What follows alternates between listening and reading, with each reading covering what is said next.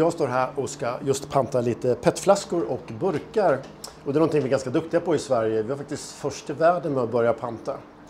Och totalt så pantar vi ungefär 270 flaskor och burkar per person i Sverige. Och det här resulterar i ungefär 3 miljarder pantningar per år. Nästan alla de hamnar här i Norrköping, pantningens huvudstad i Sverige.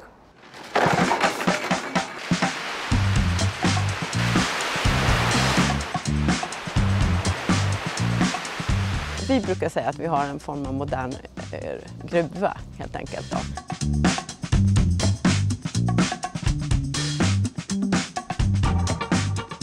Det som händer är ju att först och främst så börjar vi ju med att kolla att alla burkar och flaskor som ska gå in i systemet, att de lever upp till alla krav så att de sen ska kunna materialåtervinnas till nya produkter.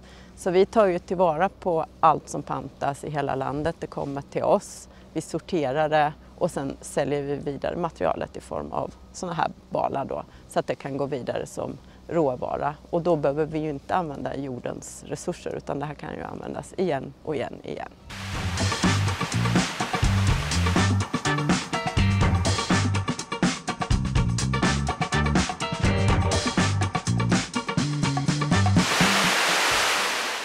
Det är ingen tillfällighet att vi är duktiga på att panta i Sverige. Redan på 1800-talet infördes pantsystem där glasflaskor samlades in av bryggerierna. Och så fortsatte det fram till 1980-talet när burkar av aluminium gjorde entré. Aluminium skulle inte ligga i naturen och skräpa och passade dessutom bra att återvinna. Så regeringen tog ett beslut om att branschen själva skulle lösa frågan. Och 1982 bildade bryggare, förpackningsindustri och handel det gemensamma bolaget Returpack för att sköta allt. Och funkade det bra från början eller? Det funkade bra. Man började först med tester i vissa delar av landet och sen så byggde man ut det. Men sen hade man ju en bra grund i Sverige med att svenska folket var ju vana vid pant eftersom vi hade haft det tidigare också på glasflaskor eller hade på glasflaskor. Så vi har ju haft med oss det där lite grann sen barn att panta.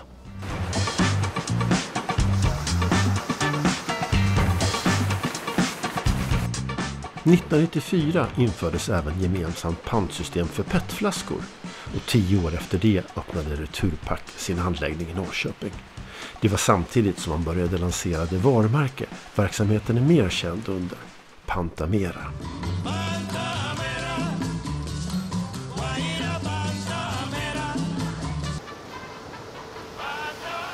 Här nedanför har vi det som den bäst sorterade aluminiumen i Europa. Vi rankade 1 hos våra båda materialköpare av aluminiumburk. Produktionen är, som man säger här i Norrköping, något värt att glutta och glana på. Varje dag anländer ungefär 20 långtradare med i runda slängar 13 miljoner förpackningar. Genomströmningen i produktionen är snabb. Man kan sortera 10 ton metall i timmen och dagligen skickas över 10 miljoner pressade burkar ut från produktionen. Ja, det är osannolikt. Min första arbetsdag på Returpack, det här kan inte stämma. Liksom, är det så här? Kommer det vara så här? Så, men det är ju en spännande utmaning och vi vill ju ha mer material och vi är riggade för att ta emot mer material också. Vi har kapacitet. Men vad är en bal? Är det här en bal? En bal är ju det och sen har du det här som du ser plus en längd om ungefär 1,4 meter. Men är allt det här en bal eller är det en bal? Det här är en bal och här är det på varandra är det 3 stycken. Och den här väger? Den här väger 450 kilo. Hur många burkar ligger i den här? Ungefär 35 000 burkar. Vi dricker rätt mycket i Sverige alltså? Yes.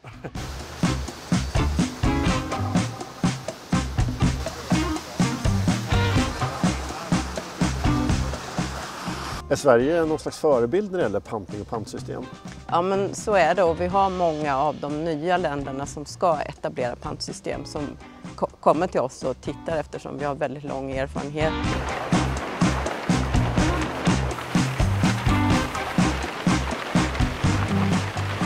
Så att man kommer hit och vill kolla lite grann på hur vi har jobbat. Vi jobbar också mycket med innovation. Vi ligger långt framme när det gäller att till exempel kunna betala tillbaka pantpengen via Swish på våra stora pantautomater som vi har på återvinningscentraler. Så att vi jobbar ju mycket med innovation och utveckling.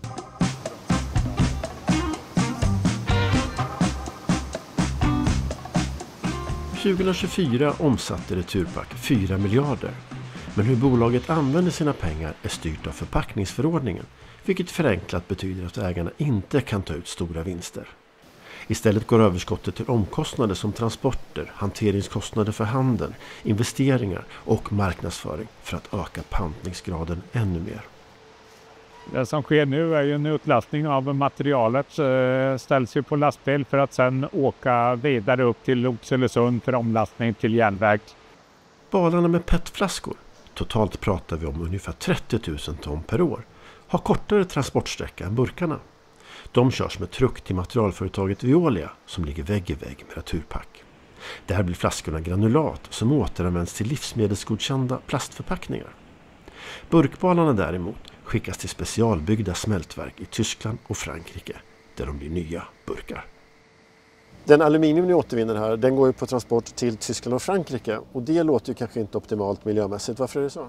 Alltså våran idé och där vi gör störst klimatbesparing, det är ju när en burk blir en burk. Aluminium är så förnuligt så att man kan ju återvinna det oändligt många gånger och man sparar mer energi om man använder återvunnen råvara än om man skulle ta ny råvara. I Frankrike och Tyskland har man specialiserade smältverk som är jättestora och som det är deras grej att göra detta. I Sverige har vi inga sådana. Däremot så jobbar ju vi mycket med att få ner klimatbelastningen från transporterna. Så idag så skickas det med buss med lastbil till Oxelösund och Katrineholm för att sen lastas om på tåg så att det ska gå liksom så miljövänligt som möjligt ner till Tyskland och Frankrike. Vilka utmaningar ser ni framför er nu då?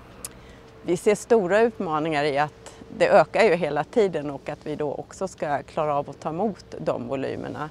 Målsättningen och en anledning till att vi har höjt panten också, det är ju för att vi ska få in ännu mer så att vi överträffar våra mål. Och då kommer det ju bli fram till 2029 har vi räknat med att det kanske är 900 miljoner fler förpackningar som ska tas om hand.